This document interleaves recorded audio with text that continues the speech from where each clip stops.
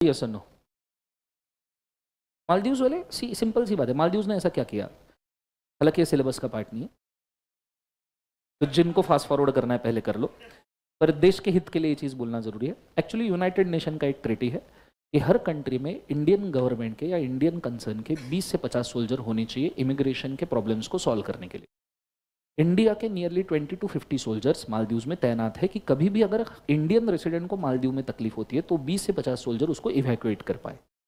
This is a rule, और हर country में अपने 20 से 50 सोल्जर्स है और होने भी चाहिए अपने देश के लोगों की, नहीं तो भैया सेफ्टी कौन देखेगा? चाइना का मालदीव्स पे बहुत strong influence, and China monetary funds provide करता है। दूसरा, गल्फ कंट्रीज का स्ट्रॉन्ग इन्फ्लुएंस। गल्फ कंट्रीज को तो कोई लेन देन नहीं है क्योंकि उनके खुद के पास इतना पैसा है कि उनको एक्सपांशन नहीं चाहिए, पर China want to create some basis in the Maldives, और इंडियन सोल्जर्स के रहते ये हो नहीं सकता। तो मालदीव्स गवर्नमेंट ने सबसे पहले वहां से इंडियन सोल्जर्स को हटा, जो एक्चुअली यूनाइटेड नेशंस के ट्रीटीज के हिसाब से गलत है, हमारे के हिसाब से भी गलत है।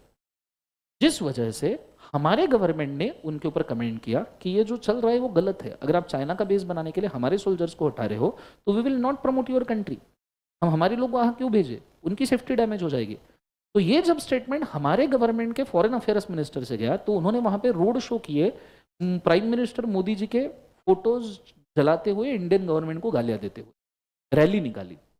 ठीक है, 4-5 members of parliament, even Maldives का जो मिनिस्टर है उसने इसके ऊपर टीवी में आके कमेंट किया कि ऐसे लोग हमको मालदीव्स में चाहिए ही नहीं। जब आप बेइज्जती करने पे आ जाओ, तुम इत्तू से हो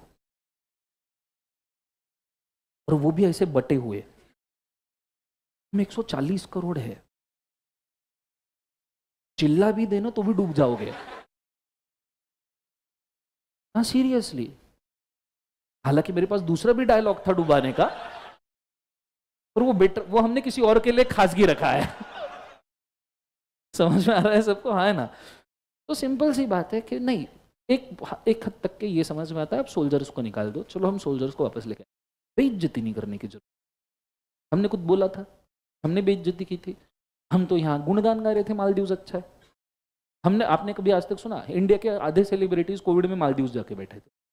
अपन भी सोच रहे थे कि अपन कभी जिंदगी में जाएंगे, पर अब 100 करोड़ 120 करोड़ लोगों की मेंटालिटी चेंज हो गई। इसमें से तो कोई मालदीव्स नहीं जाने वाला, तुम्हारी खत्म बात। कंसेप्ट समझ में आया सबको? हाँ है ना?